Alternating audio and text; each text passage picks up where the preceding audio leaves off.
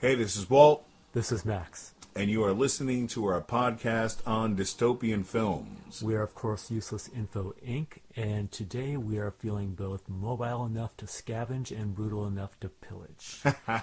Not exactly. We're nice guys. We got to toughen up because this is The Wasteland, and this is The Road Warrior, a.k.a. Mad Max 2, directed by George Miller, 1981. All right, so we're going to start out with a brief summary of the film. We open with a gravelly voice and some dated newsreel footage to catch us up on the state of the world. Civilization is broken down thanks to war and a global oil shortage. Then we catch up with our hero Max in the middle of a road chase. His main opponent is, who? Wes. Wes, a mohawked, barely verbal psychopath. Max, of course, succeeds, but he's dangerously low on fuel, because everything depends on fuel in this world, in this movie. Which is crazy. It's not food. It's not It's food. fuel. It's fuel. And the opening also takes from the original Mad Max Yes. to kind of catch up American audiences Yes. because they felt like they couldn't release this film without a catch-up. Now, I'm assuming you saw Road Warrior first. Yes, I did. Yeah, like I most saw, of us, right? Yeah. Yeah. Road Warrior first. Yeah. And then you went back to the And then you video go back- store. Yeah. And then when you went back to Mad Max, how did you feel about it initially? I loved it. It was a great intro. I felt it was kind of like Star Wars for me. So when you saw Road Warrior, you felt that was Star Wars? What I'm making the analogy of where I saw Road Warrior first, Yeah. and then when I went back and saw Mad Max So it'd be like watching Empire Strikes Back first, and then going back. then- yeah, Okay, exactly. I got you. That's Okay. what I was trying I got to you. explain. Okay. Yeah. Yeah. You know, first time I saw Mad Max, I was disappointed. Really? Okay? Really? Because in the opening of Mad Max 2, they say the gangs controlled the highways, waging war for a tank of juice. And I wanted to literally see that. I wanted to see, like, massive gangs attacking each other Right. and going to war over a tank of juice. And I kind of wanted it to be in black and white, the way Yeah. the opening montage was. Right. But, you know, once I kind of got used to the whole idea, like what kind of movie it was, I naturally got into it, and now it's one of my favorites. In top 10 for me. Oh, yeah, totally. Okay, so to continue with our summary, so Max is dangerously low on fuel. We meet our co-protagonist, a man known only as the Gyro Captain, because who needs proper names after the apocalypse? They kind of a meet-cute moment, which in this world means they try to kill each other. Max gets the upper hand, naturally, but the Gyro Captain bargains for his life by offering to show him an oil refinery, adding, parenthetically, ka-chunk, ka-chunk, Ka-chunk, ka-chunk. ka-chunk, ka-chunk. The captain is not Day and lying. night. Ka-chunk, ka-chunk, Ka-chunk, ka-chunk. ka-chunk, ka-chunk. But they show up at the refinery compound only to find it under siege by a marauding horde, sporting only the latest and nattiest of wasteland S&M fashion. Led by a man known... As the Humongous. The Humongous. The Humongous. He's got a hockey mask and the figure of a Swedish bodybuilder. Yeah. And he's eloquent, though. He is very eloquent. That he is. He's the opposite of Wes in many ways. With the way he speaks and what Yes. have you, you know. So the horde shows up at this compound, and the Humongous makes them an offer. He will spare their lives if they just walk away from the refinery. Just walk away. And some of the compound are ready to trust Humongous.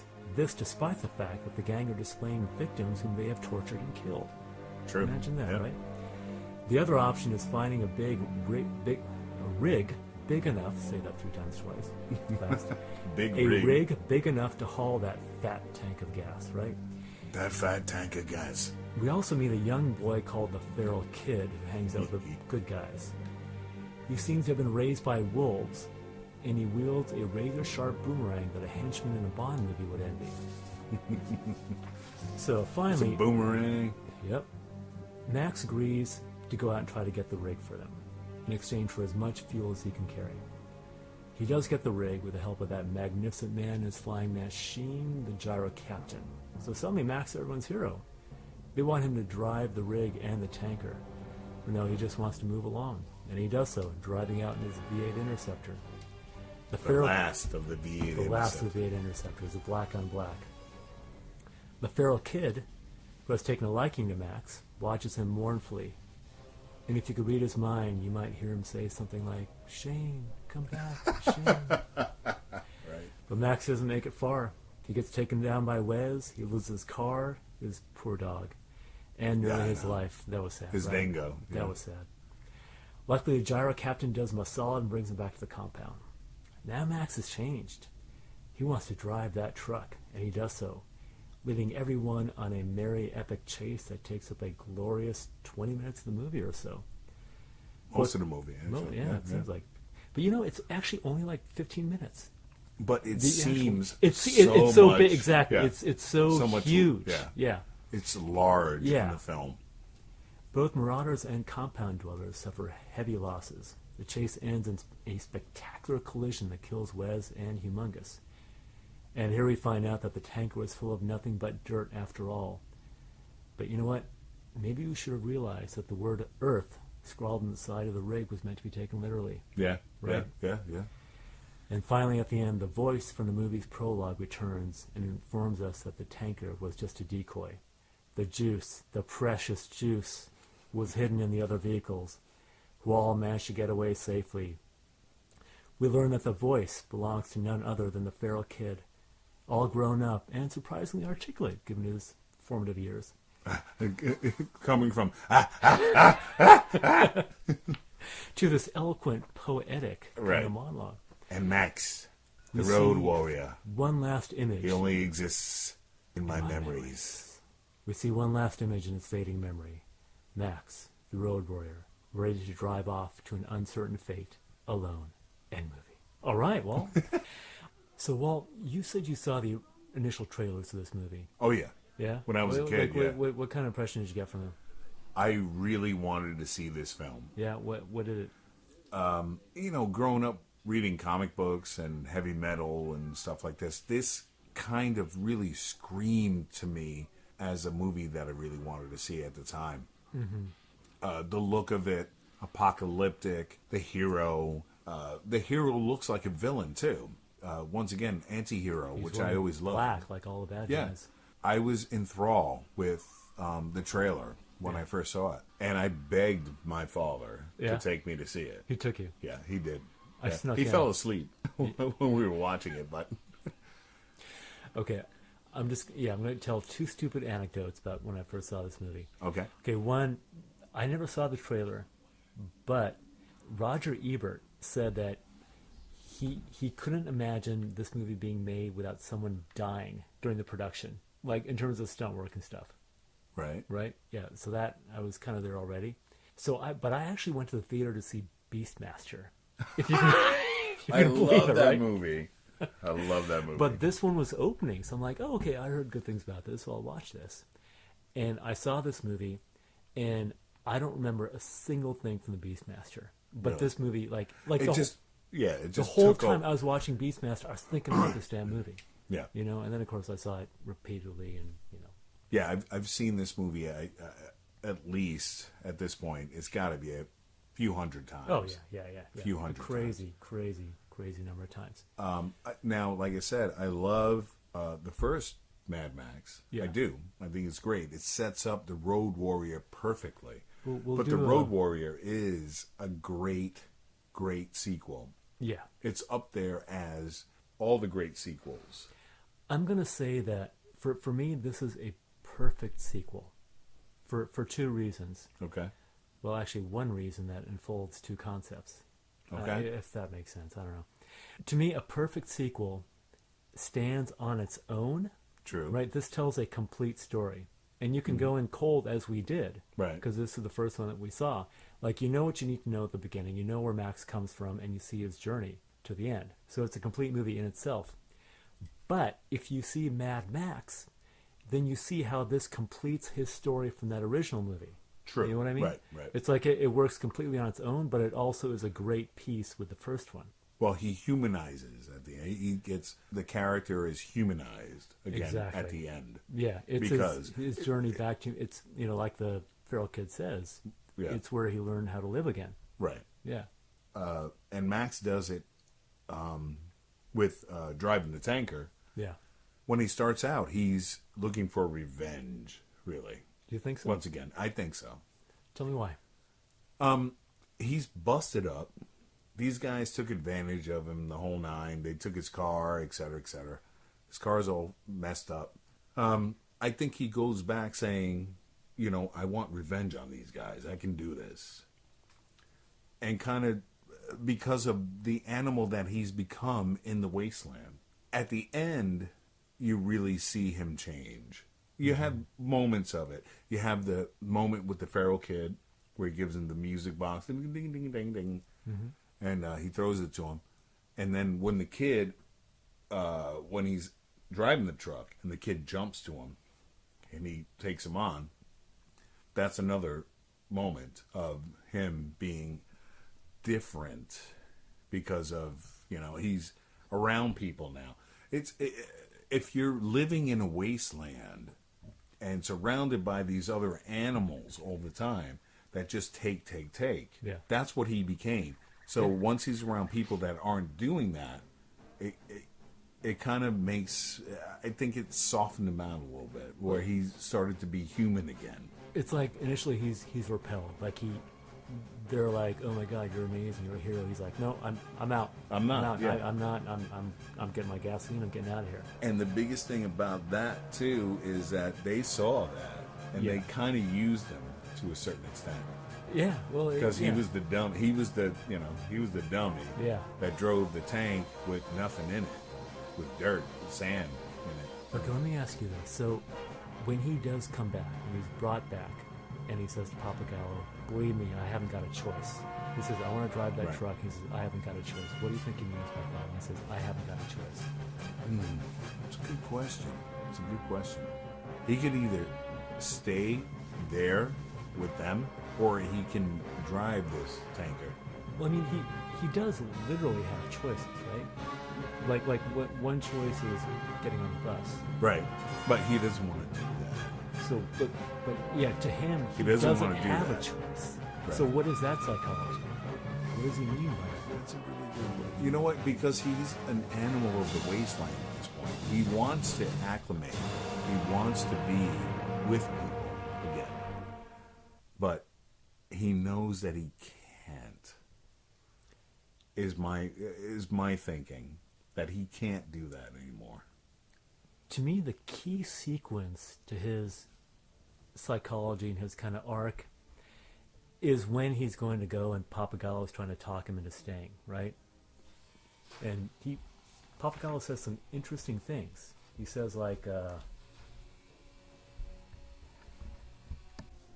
Pappagallo says some interesting things. He says, "You're living off the corpse of the old world. What, you kill one man too many, see too many people die, and then lose some family?" And that's when Pappagallo knows. Right. He says, "Oh, you lost some family.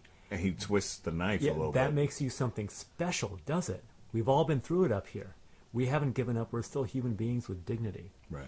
Now, Max, when Pappagallo says you lose some family, that's when Max hits him. Yeah. He smacks him one. Yeah. 'Cause- Gives him a good right. Yeah, and Pappagallo's like, "Yeah, okay, I got it right. Yeah, that's what happened to you." Right. I think Pappagallo is a really interesting figure. It's like he and the Gyro Captain are kind of foils for Max in a way. Right. Pappagallo, they recognize each other as honorable men. Pappagallo even says that about Max. He's an honorable man, Right. right? Right. Like Pappagallo is like the leader. He's like the stoic guy who's holding everything together. Like Max, if things had not worked out the way they did for his family, he might have ended up like a guy like Pappagallo. Right. You know? Right. Right. And I get think, that. and Pappagallo feels that about him. So he's kind of working on him. He's giving him an opportunity to kind of come back in the fold. And Max doesn't go He for it. can't. He can't do it. But then he goes out there, right? Yeah. He goes out there. He gets messed up. Yeah, he gets all fucked up by Wes and the troops. And yeah. someone brings him back. Yeah. The Gyro Captain goes out there, brings We're him back. partners. And then when he gets back, the compound dwellers, they have every right to say, "Hey, this guy left. Leave him out there. We don't care about him." But they take him in. They take him in, they bandage him up, they Right. take care of him. I think at that point, he says, "I've got no choice." Because he knows that this is his moment. It's like, it's either I choose to be back in the human community or I'm one of them still. You know? Okay. All right. And yeah, I get that. he's got to be the one who steps. There's no way he's going to be on that bus. Right. Right. He's gonna be driving that tanker. See, I saw it as a slash. Of course, he wants to acclimate again to to a human community and a realistic life in this wasteland. But at the same time, I really felt like it was more revenge at first. Really? Where do you get that? That's what I'm wondering. Because he had. There's a reason why he's called Mad Max. They killed his dog, man. They killed his dog. The dog. They might killed be his dog. something. That, So yeah. that alone for me, Yeah. that's where I'm getting. If you kill, fuck, He man, did- I'm gonna drive this tanker up your ass. Yeah, we do know that he cared for that dog. Yeah. Yeah. Yeah. Yeah. I mean, he did give the gyro captain dog food. Yeah. Until the dog ate first. It's once again, it's hard to describe. I like what you said. I really enjoy what you said. I think you made a good point. But for me, I think it leans more that way, to revenge first, and then more humanization of Max's character. Okay. I think the feral kid being a real point in the film He's significant. because of he lost his child. he lost his then- child. Yeah. and the reason why he saves him at one point or another. Yeah. I think it's more that. And then when he realizes, now I got to ask you this question: did Yeah. he know that it was full of dirt? Yeah, it's a very or good was question. it gas? That's a very good question. Was he the patsy?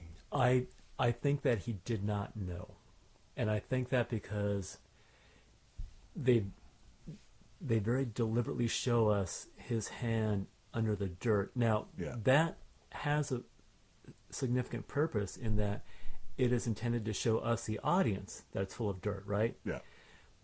But you could have had the feral kid put his hand under there or something, Right. because he didn't know either. You Right. could tell by his face. Right.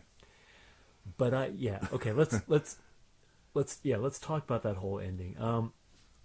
Like I had the sense of like how movies should work conventionally, right? Right. Like in my mind, no, Max is the guy. He's going to drive that fuel tanker over there. What? It's full of dirt? Right. What are you, crazy? Now, I think the more I've seen it, and now I think it's perfect. It's brilliant. I think it's beautiful. It's a great ending. Because the whole idea, okay, for one thing, you've got the symbolism. Okay, right. Originally, when you see the tanker, or the rig anyway, it's got the trailer, and they've scrawled, "The vermin have inherited the earth," right? Right. But you remove the rig, and the only word that remains is earth Yeah. on the door. Right. So when he's driving it, it's like it's like saving the earth in a way, right? Right. Preserving Okay. that. Right. And of course, when he cracks up, it's full of literally earth again. Yeah. I think the point, Sand and yeah, dirt. yeah, the point that ends up making it's never about the fuel. Like we're saving humanity here in a way, right? And even earlier on in the compound when they're arguing, that the tough Amazon warrior woman, Yeah. she's like, no, we fight for a belief, Right. And they talk about how the fuel is bigger than the fuel. It means something, Means something. right? Yeah. It's like Right, this right, whole right, movie. Right. Nearly every action in this movie is motivated for the thirst for fuel, right? Right. But everybody kind of wants it for a different reason, and at the end, it all kind of gets subverted. Right. It's not about the fuel; it's about preserving humanity and civilization, which I think is awesome. It's a great way to put it. It's I a great way love to, that. to I absolutely love that. see. You're seeing it from Max's point of view at certain points. At certain points, you are, yeah, yeah, because and then it becomes broader. Because you kind of, it's like because you go into the compound with him, and I love the fact that you don't really meet them until he meets them, right? Right. Like he's Right. observing them. He comes in, and they've got all these backstories that you never know, Right. Because he never knows them, Right. Right. And he doesn't want to know. Yeah, he doesn't want to. Yeah, He doesn't want to know. Like that's all we have. Like he starts understanding their issues and what they're going for the same way we do. Right. It's a great way to tell He's a story. standoffish Yeah. with all of them at Yeah. points. And the whole thing, with the woman coming over and giving them the shells for the shotgun. And, Yeah. it's I've been saving it's these. great that, Yeah. you're going to help us and this Yeah. and that.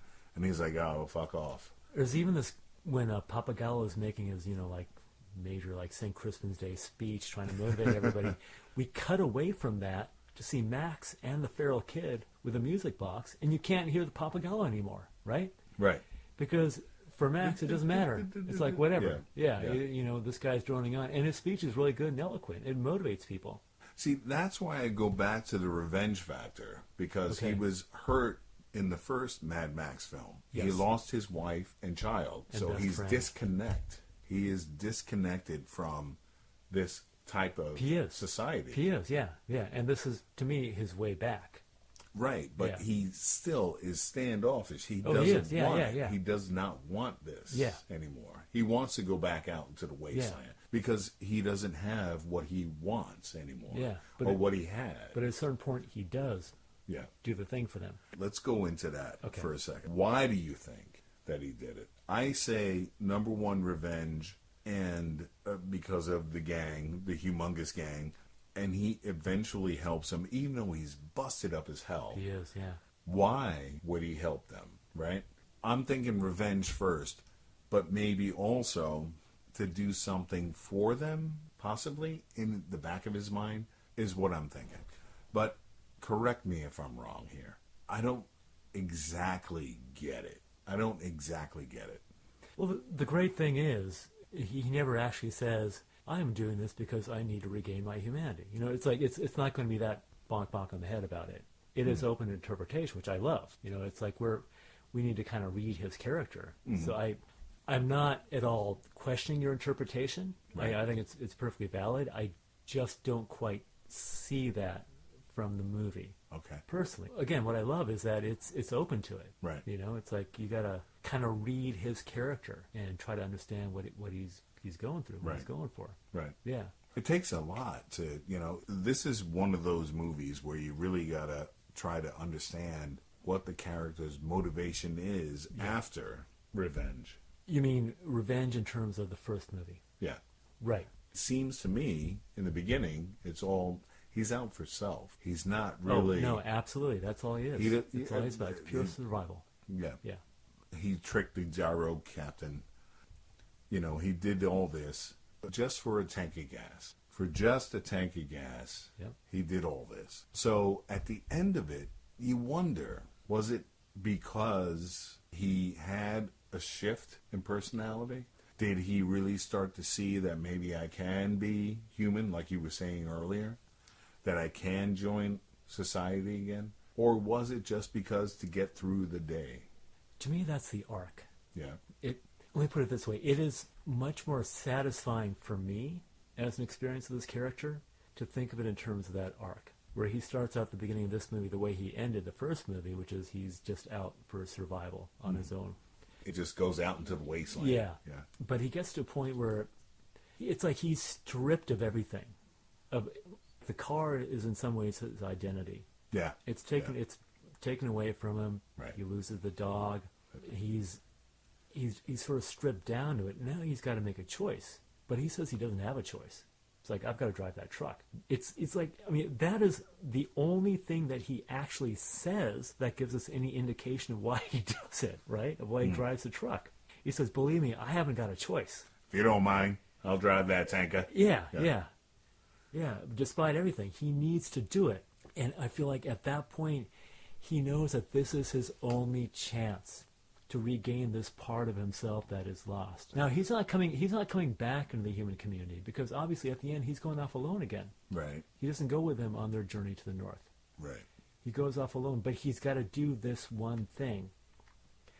It's so apparently George Miller, before one thing that inspired him to make this movie was he read Hero of a Thousand Faces, which, as we all know, inspired George Lucas and Star Wars. Right. It's been a long time since I read that particular book. I don't see a lot of correspondences between that and this, because you don't have like an old wise man figure like Obi-Wan Kenobi or anything like that. But a mage. yeah, No. but there are certain things like the hero always has some special power, right? Right. And here they establish that, oh, yeah, you're a quick fella. You know, Right. you've never Oh, seen a yeah. man beat the snake before. So it's like that is kind of his, you know, his magical sort of thing that he can do, right? And I think that there are other kind of elements to that. As heroes, there's the refusal of the call, which Right. is very common. He refuses it. He It's- says he's not going to do that thing. Once again, the anti-hero. The Yeah, anti-hero. anti-hero. But Yeah. ultimately, he does it. That's the thing. Right. That to me is the key thing. Right. Yeah. The hero sees, after a while, I need to do this. Yeah, I he have does. to. He's got to step up I and do have it. to. Yeah. Yeah. And that's what you love about every single hero, superhero, film heroes that you see. Yeah. And Max is one of them. Yeah. He really is. Traversing the wasteland, you know. You come across this, you come across that. He could have just sped across, you know. But once again, you know, he needed something. Yeah. So that's where you get the hero drawn into. Yeah. You know, I need something. I'll help you if you give me. Yeah, it's transactional. Yeah, it's right, like, right, it's, right, It's right, the way we right, talked about right. with Snake Plissken. Yeah. Like he Yep. was willing to do that thing because it'd get him out of prison, or a Han Solo for the reward and all that. But it changes for him. Like Yeah. Papagello even says, "Hey, the deal's over." See, but the biggest thing, and we were talking about the end of it, now Max is just left there. They're off to maybe Yeah. going to wherever the hell they're going to go. Yeah. A nice paradise and the Yeah. whole thing that, you know, quote unquote. Nothing to do but breed.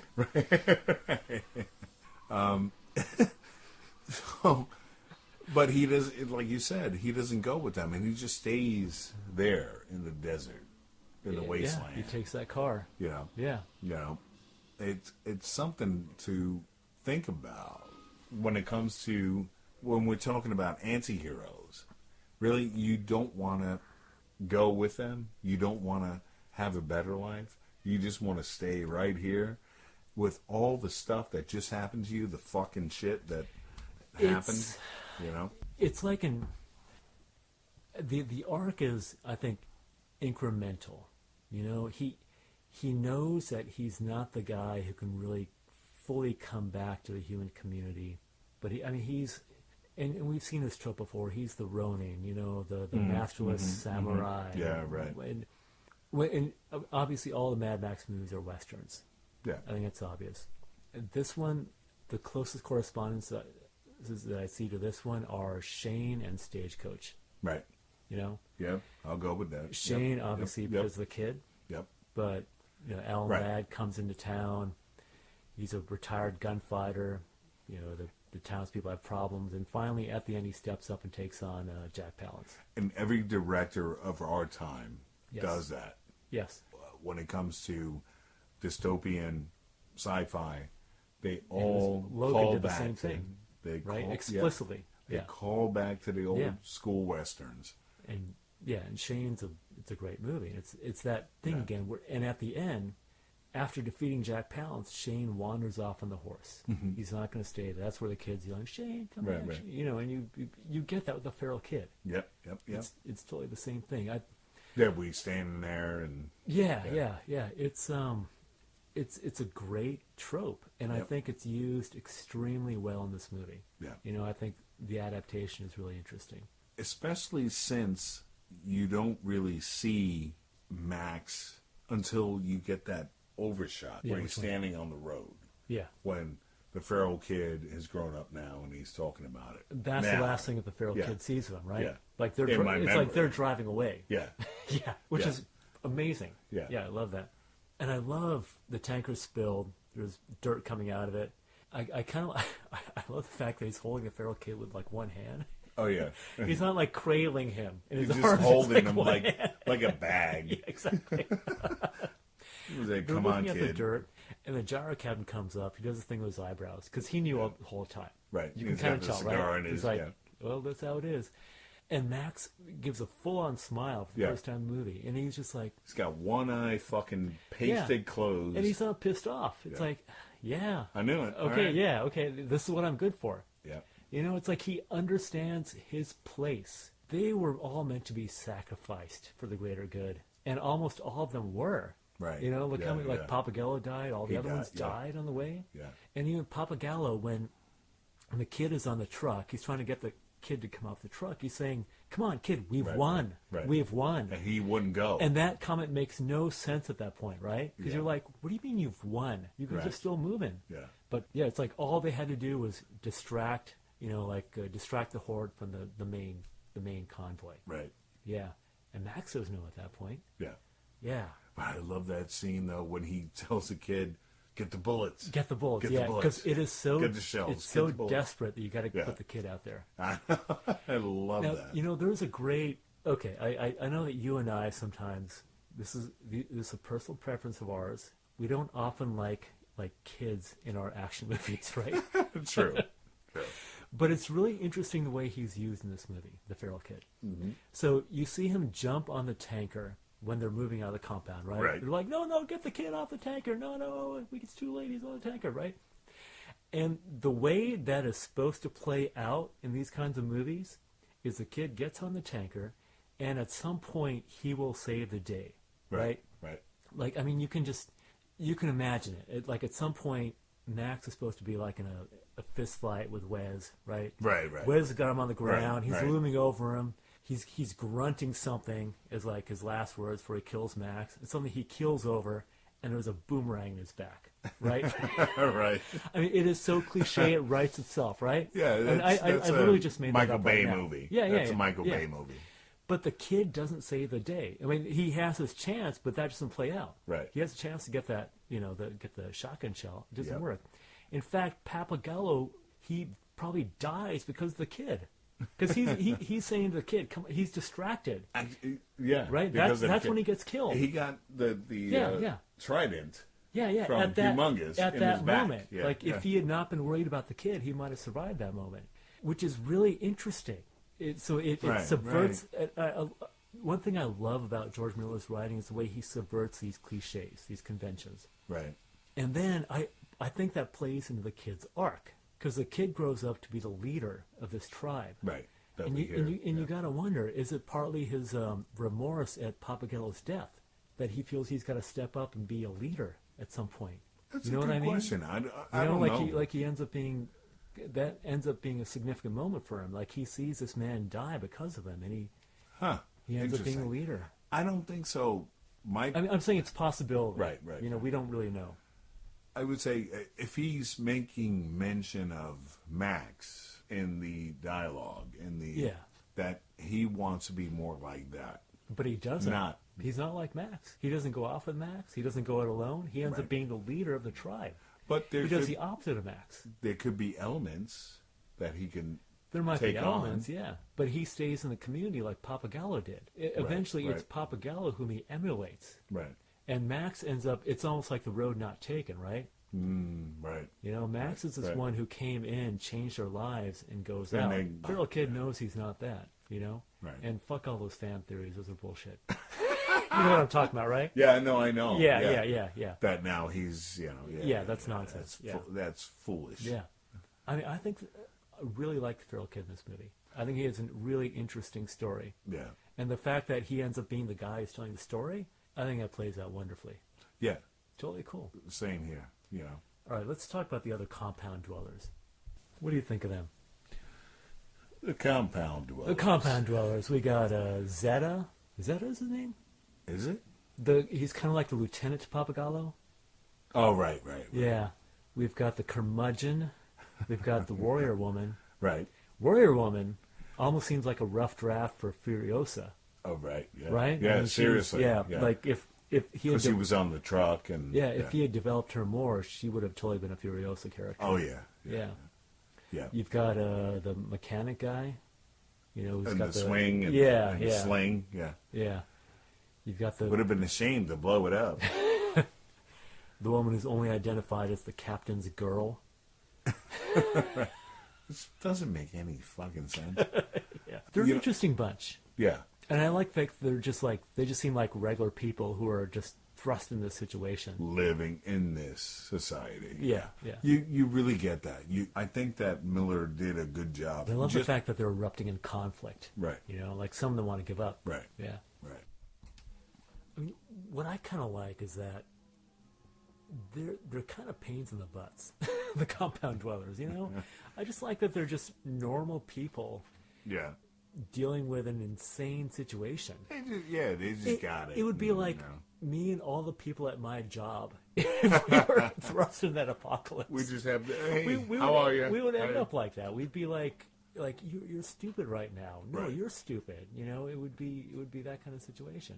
And some of them would be like, no, we have to surrender. Like, fuck you, you're stupid. We're not going to surrender now. I can slowly see that happen. I like that aspect of it. You know, the reality. That they're stuck in the compound and they have no way out. Yeah. No, we shouldn't do this. We should do this. I'll reason with that humongous. He's a reasonable man. There you go. Yeah, right. I'll reason with that Fool. humongous. It comes out. He's got a helmet on. And Yeah, that's one interesting thing, because there are elements of this movie that are really funny. yeah, You know? absolutely. But it's like it's organic to the movie. Right. Okay, so we've been talking about this action movie for a while, and we've been talking about everything but the action, which I think says a lot about this movie, because I think there's a lot in it. Yeah. But we got to talk about the action. I mean, tell me what you think of some of the most amazing stunts in this movie. Incredible stunt work. Yeah. Across the board. Vernon Wells, Mel Gibson did a lot of stunts too.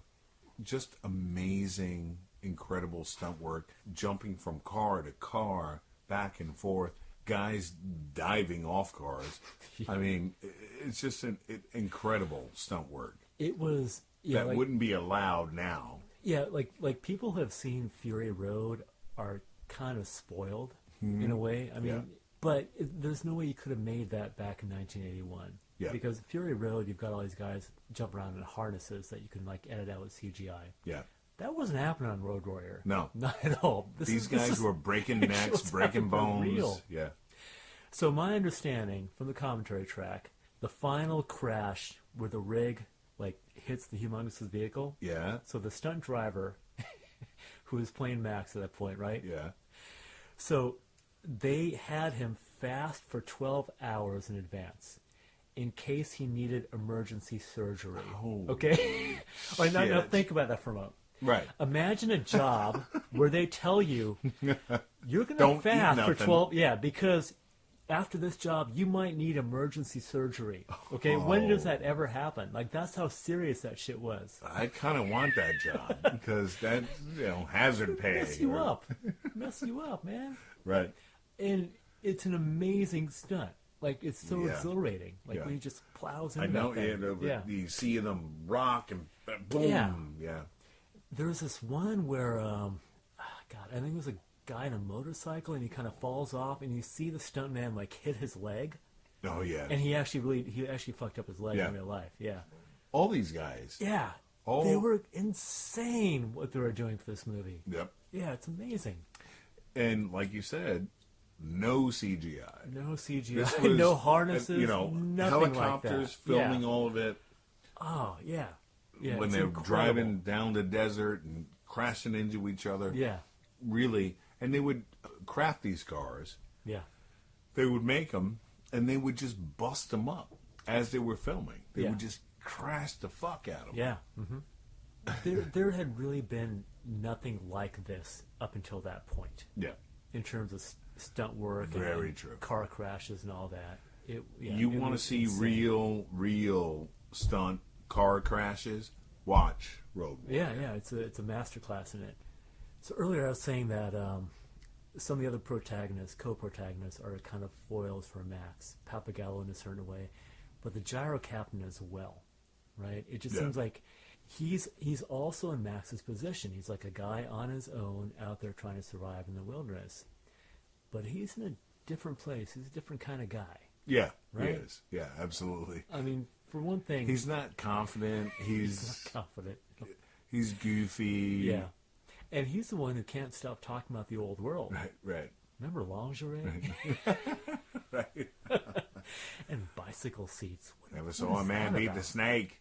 What is the whole thing about bicycle seats? Remember that? I don't know. He's like, cocktails, I miss clean women, bicycle And seats. bicycle What is seats. bicycle seats? What is that? Some Maybe Australian it's thing? I don't it's get a it. I don't know. Talk to her. Fucking Kiwi. I don't know. Yeah. An Australian. I have Kiwi? no Oh, dude, wrong island. Right. Sorry. Oh, yeah, we're to gonna my get friends letters. in Zealand. New Zealand, not the old Right. one. Sorry about that. We'll edit this out. Yeah, no, it's interesting. Like, and he's the only person in this movie who does that. Right. He's nostalgic for the old world, right? Right. Like he wants something back, and he won't shut up. Max tells him to shut up, but he won't shut up. Yeah. But he's much more readily, like, kind of wanting to get into the community. I mean, Yeah. he and his girl tried to take off one point, but he's cool with sticking around. Right. He ends up Yeah. being their leader. You know. Yeah, at the end of it. Yeah. And at the end of the whole rigmarole. And I that it feel is. like it's like, again, it's he's the one who brings Max back into the compound.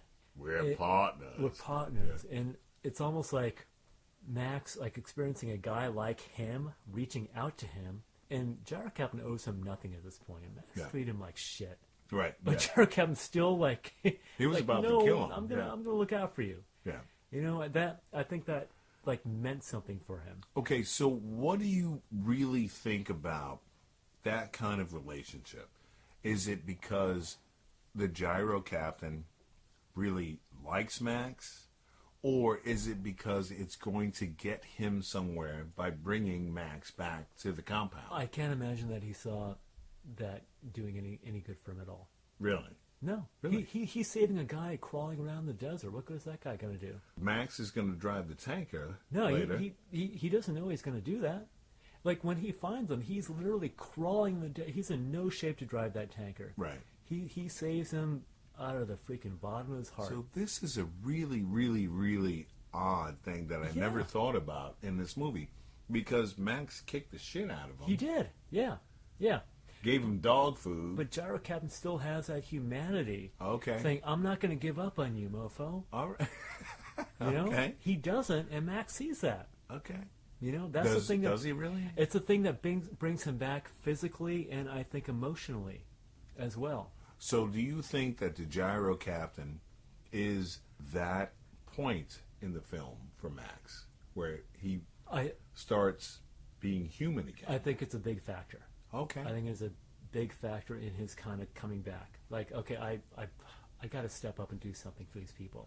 So he's the arc for Max. He kind of He whirls is around one, his... I think there are a lot of I Yeah. think he's a foil. He and Papagallo. Okay. They're two different. Like I feel like those are two different like versions for like examples for how to live in the wasteland if you were this kind of Right, guy. right, You right, know. right. And Max is neither of those, but he learns from both of them. And if you want to go a little bit outside and go to the first movie, Gyro Captain's a bit like Jim Goose. Talking about women all the time, won't shut up, you know? Right. Oh, and we got some women over here. Yeah. Like if you want to go that far and make like the complete kind of diptych of the two movies, Right. there's something like that going on there. Okay. You know, like All right. I see, like I think Gyro Captain is a great character. I love the contrast between him and Max, and Bruce Spence does a great job. Yeah. Yeah. Yeah. All right, Walt. So, what do you think of Mad Max 2, aka The Road Warrior? I love it. It's been fantastic. this has been a love fest. Like, why Yeah. why do we pretend it was not going to be? We've loved this movie for like a long time. This is a perfect action film. Yeah. And there are action movies I love that I would not say that about. But I think this one is I don't see any real flaw in it. Yeah. It is propulsive. Yeah. Every moment drives you to the next moment. It does not stop. It is the perfect action film. There's so many. It's gritty, it's epic at the same time. It's great characters, great action. Just Great writing, great even writing, for everything what it about is. Everything about it, exactly. There's barely Yeah. a script. I but mean, this is this was kind of a watershed moment in dystopian and apocalyptic film, right? Yeah, Like yeah. everything that came after this movie Oh, had to everybody- respond to this movie. Copied. I mean, it's like it's a cliche now. Like we talk about, like when we talk about like civilization eroding, we say like, oh well, if it all goes to like Mad Max shit, then that's how Right. it's going to be. It's like we use that as a term now. Yeah. That's how Yeah. pivotal this. When we say Mad Max, we're really talking about Road Warrior, Yeah. obviously, because the aesthetic, the clothing and everything, it all comes down to Road Warrior. Yeah. Yeah. And it did influence fashion at the time when it came Yeah, out. in a crazy way. Yeah. Punk, rock, you Yeah. name it. Everybody was trying to dress that way Yeah. for a second. And now Mad Max is a franchise. I mean, these two movies, Mad Max and this one, Road Warrior, they were like of a piece, Yeah. But now it's like the two that came after this one. It's like a formula. It's the same Yeah, story, yeah, right? Yeah. Beyond Thunderdome, he starts off alone. Well- he ends up helping this community of children. Right. Fury Road, the same thing. The first half of Thunderdome is good. The first. Yeah. Well, the opening is that's good. another discussion. But in terms of the character arc, right? Right. It's the same. It's the same Yeah, it's story. the same thing. Same story, and same thing in Fury Road, which is in some ways it's a remake of the whole Yeah. truck chase in this Yeah. movie. Yeah. And It is. we might go into that in another podcast, but I think it says a lot that George Miller feels like he's got to tell the same story kind of over and over again because it's so perfect. Yeah. It's such a great way to present that character. Show It's- him off alone and apathetic in the beginning and then coming back from the human community. Once again, we got to go back to the same things, the old storytelling. It's Western. Exactly. It's That's over exactly and over. what it is, It's yeah. the same guy in the same situation. Yeah. But you still love it. You still Yeah. want to watch. Yeah. You still want to see what happens Exactly, in this yeah. journey. Yep. So that's what Mad Max is. Yep. He's a lone warrior, Ronin, in the wasteland. Yeah. And he's just coming across these situations and he finds himself in, and he either does it or he doesn't. Yeah. But, for us, for the audience, thankfully he does. Yeah. He gets involved and, all right, I'm going to help these people out. Yeah. I'm going to do this. Yeah. I'm going to do that. I'm going to do the other thing. And that's what makes the character so compelling, Yes. Exactly. Yeah. I really enjoy the idea of that, especially since he came from such a tragedy and he Yeah. keeps moving and doing certain things. Yeah, we might have to do the Mad Max movie at some point because that's a whole other thing. That's Yeah. yeah, powerful. Okay, one thing we haven't touched on is the soundtrack by Brian May. I mean I love the soundtrack. Yeah. I'll just say that much. Intense. And I love it. one thing that's interesting to me about the soundtrack is that there's no like recognizable Road Warrior theme. Yeah. Like this Yeah. was the era when there was an Indiana Jones theme, a Luke Skywalker theme, a Superman theme. Right. But there's nothing like that in this movie. It's No. like it unfolds kind of organically. Yeah. It's a really interesting work of composition. It's kind of like being on the road. Yeah, it just It feels like you're just running, yeah. you know? A lot of the action stuff. Like I love it. Yeah. Yeah, like we've got playing right now. Yeah. But I think I especially love the opening and closing music. It's got this elegiac quality. It's like this. In the opening, it's like a requiem for the state of the world. Yeah. And at yeah. the end, it feels like an elegy for Max's soul. And I think that is so powerful. I think that ultimately, with all the violence and brutality, I think this is a deeply humanistic film. This is about the preservation of your soul, a man's soul, a community's heart. I mean, look at the way you see the consequences of violence in this movie. Yeah. Remember when the warrior woman is killed and you see yeah. her hanging off there And you get that- dying slowly? Yeah. And you get that real heart-wrenching soundtrack Yeah, behind it. Yeah, you know? it's horrifying. And Yeah. the who's called the quiet man, the credits, he gets headbutted Oh, that by guy. Wes. Yeah. But then later on, you see him, he's in a coma, Yeah. lying next to Right, Max. It's right. like you see the consequences of all these things. Yeah, because he got headbutted by Yeah, Wes. it's not casual about violence. You Right. see how it affects humanity, and that to me is so powerful. I think the about this whole movie. universe that he set up here, it's just really, really depressing. Yes, It is.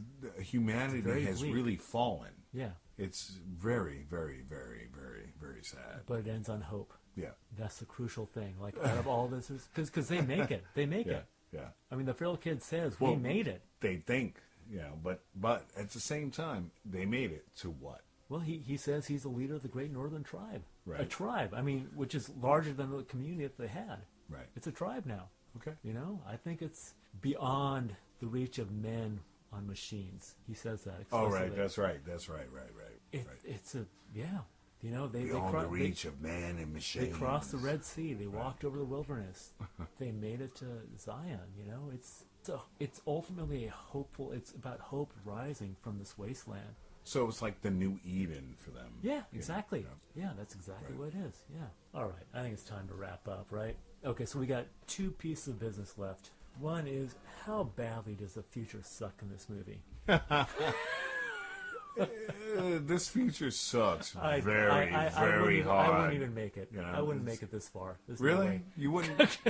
Well, if I had that car. If I had that If car, I yeah, had the yeah. V8. You give me that car, it'd be all right. Yeah. In the V8, I'd be all right. Yeah, With a dingo. fine. Yeah. I'd be okay. Dingo HO baby.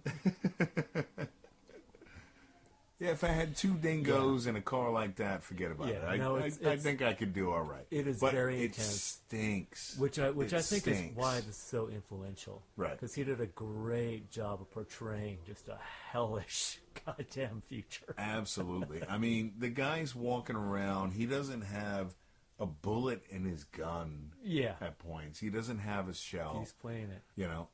And he's just really traveling the wasteland, traversing the Arm wasteland. from the Dune boogie. It's horrifying. Yeah. My God. It's terrible. It is terrible. I mean, I saw this movie when I was too young to see it, as I'm sure you were too. Oh, I was like yeah. 90% traumatized and 10% enthralled.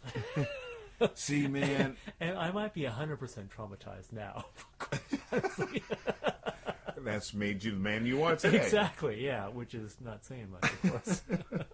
Yeah. I begged my dad to take me to see this. Yeah, I snuck in like a little prick. So, All right, so now it's time to pick the next movie, right? okay. All right, so we got a coin. I'm going to toss Yep. the coin this You're time. gonna do it? All right? So you're going to call it heads or tails, right? Okay. I'm going to go tails this time. It's heads. What are you going to pick? Okay. All right. Next movie, next dystopian film. Soylent Green. Yes. Really? That's it. Okay. Yeah, that's All right. it. It's All right. dystopian, right? Okay. It's dystopian.